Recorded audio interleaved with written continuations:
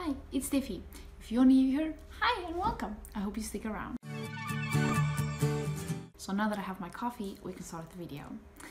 The video is about how to survive Chile, as you can see in the title. Right, so I made a list of 3 things that, according to me, is something that you should take in consideration if you travel to Chile, or you move to Chile, or you, I don't know, just want to know something about Chile. Okay, number 1, the language barrier.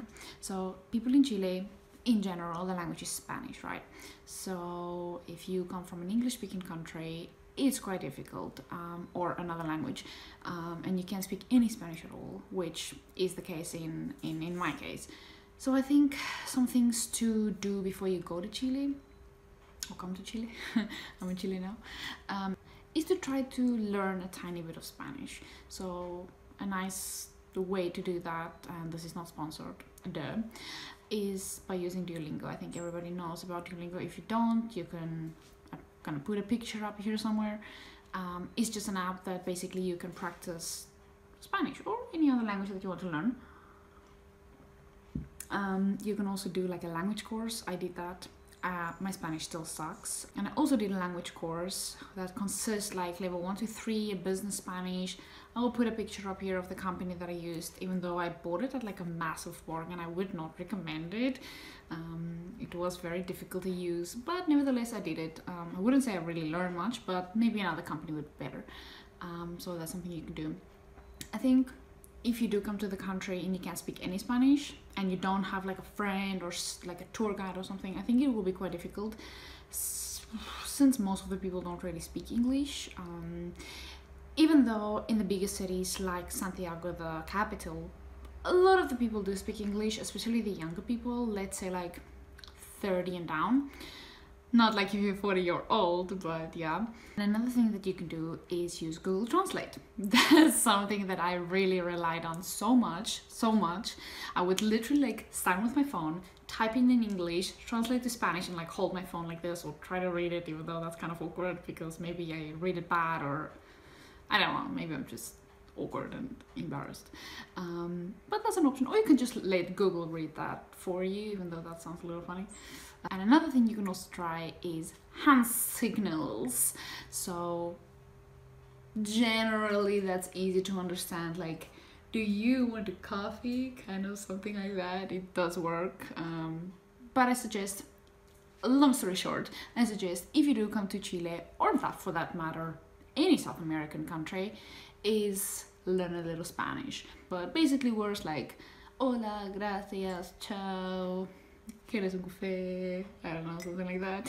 Now, if you don't know how to speak Spanish and you do come to a Spanish-speaking country, Latin America and also obviously Spain, so if you do go to a country like that and you don't know any Spanish, the cons is that you may feel a little lost in conversation. Obviously, to get your way around town, you maybe need to ask, like, where's this? I can't find this. How does this work? You know, that's a little difficult. But I mean, you'll survive. Another thing, and this does not happen often, but it did happen to me once when someone was quite rude to me. Well, not like directly in my face, but I have this feeling, I don't know, maybe I'm just oversensitive, but I have this feeling that people kind of think that you're stupid just because you don't speak their language, which, excuse me, but Spanish is my 3rd language. I'm not stupid. What happened was, one time I was in this shop wanting to buy hair color, and I kind of wanted to like ask the girl, but my Spanish was so bad.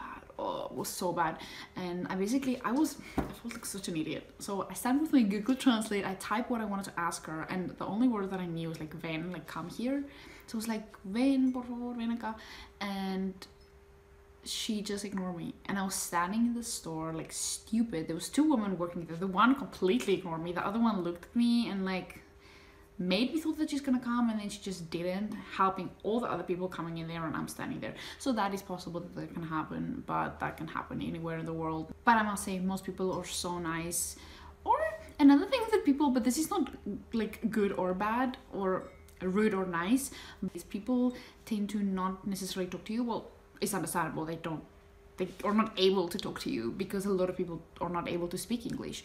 So they will like smile at you and be nice, but they can't talk to you. So it does, especially if you move here, it's kind of difficult, because if you travel you're with a friend or whatever, you know, like you have someone to talk to, or your travel is temporary. But if you move to a country, is a different story. But in general, is an adventure, and you're able to learn a few words in another language, and it's great. Cheers to that. Right, number 2, the weather. So the weather in Chile is very diverse. So this is South America. And this is Chile, right?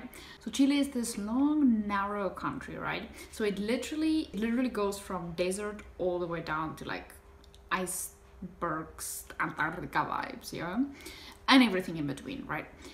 So the weather is very diverse. So depending where you're gonna go is gonna depend how you're gonna feel about the weather, what you're gonna wear. I'm from Cape Town, sunny South Africa. I am very used to like 30 degrees and I love that, but that's besides the point. So if you're gonna come from a country similar like that, it's gonna take some adapting. Okay, so for example, in Santiago, and by the way, I was thinking to make a video about this, like Santiago versus the South. Comment down below if you're interested. Okay, in Santiago, especially during summer, it does get quite hot. It gets like 30 degrees, so that's quite nice, right?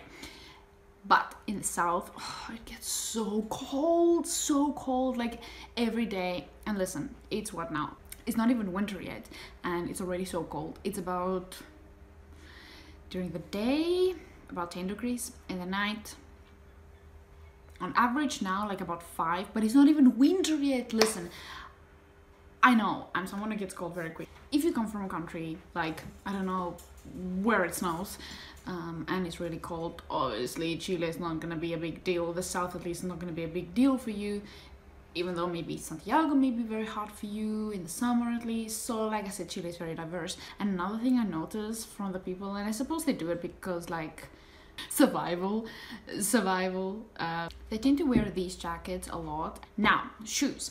I did see a lot of the people tend to wear shoes with like thick soles, which was very different to me. Maybe where you're from it's not different. Where I'm from, people don't really use that. People want to be shorter, as short as possible. Here, especially the women, they like to be taller. So the shoes, even like All Stars, they have like thick soles.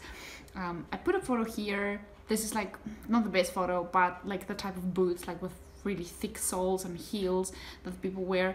Another thing I've noticed in the south specifically is people tend to wear these kind of shoes. Now I know probably it's a little bit more pricey, but I suppose it's hard, and also it's comfortable because people tend to walk here. That brings us to number 3. One of the main things that I noticed when I came to Chile the first time is the prices. So if you're gonna be from another country than South Africa, it wouldn't be a big deal. It will be pretty normal, maybe even cheap. According to my research, I will try to put a photo up here somewhere. Chile is actually quite cheap compared to the States, almost half the price. So I suppose it's pretty normal, the prices. But if you're from a country like South Africa, like me, or any other, I don't want to say poor country, but I don't know, like somewhere else, it will definitely be more expensive. I'm gonna try to put like statistics maybe on the screen somewhere, but yes. So I always go on coffee prices to compare kind of like the prices. So in South Africa, you will pay about 25 rand for a coffee in like a coffee shop. In Chile, the price is basically double that. So I suppose in the States is double that, but yeah. So that's the 3 things that I've noticed about Chile: language, clothing or weather, and prices. Yes. So that concludes the video. That's my first video done. That's it done. It's done. I can't believe it. I was so nervous, but now it's done. Okay. Bye guys.